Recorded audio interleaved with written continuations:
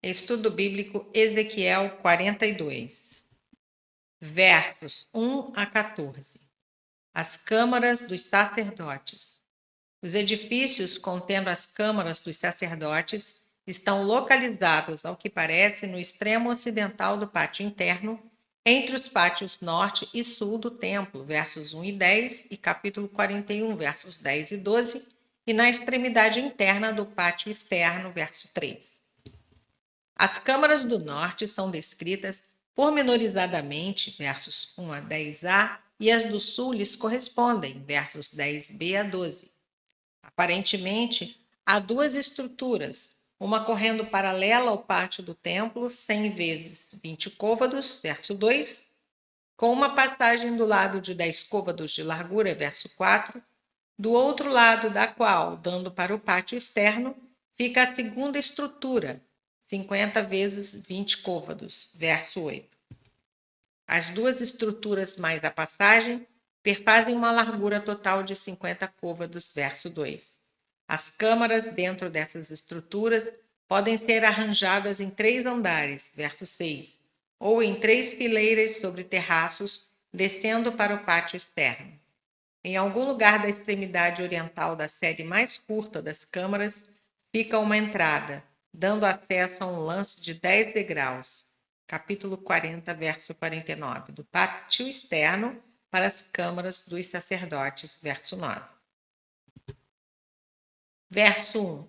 O hebraico aqui é difícil de interpretar, mas deve-se tratar de umas celas que estavam defronte à área do templo do lado do norte, isso é, opostas à área separada da parte do edifício que olha para o norte. Estas celas acompanhavam a linha do muro exterior do conjunto inteiro, tanto do lado norte, o lado direito do templo, como do lado sul, verso 13. As celas correspondem às câmaras do muro oriental do átrio, o muro que fica defronte à entrada do templo, capítulo 40, verso 17. Verso 7. A interpretação das medidas não é fácil, mas é provável que a medida de 50 côvados se refira à fileira ininterrupta de câmaras que havia a cada lado da portaria, que havia bem no meio do muro exterior, e que cada muro, o do norte, o sul e do oriente, tinham 100 côvados dessas câmaras.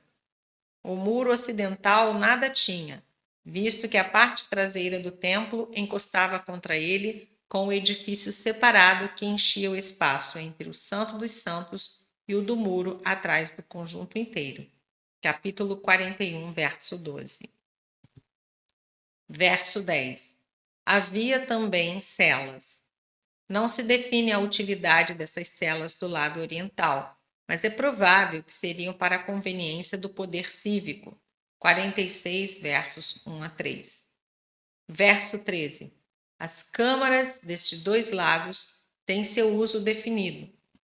Nunca mais as pessoas consagradas nem as coisas dedicadas teriam a possibilidade de se confundir com as coisas do mundo. Versos 15 a 20. Me fez sair pela porta. O anjo mediu a altura e a espessura das paredes do muro exterior. Capítulo 40, verso 5. Depois mediu o átrio externo. 40, versos 6 a 27. Em seguida, o átrio interno e todas as suas câmaras. Capítulo 40, verso 20 a 42, verso 14. Finalmente, a extensão de todos os edifícios exteriores do templo.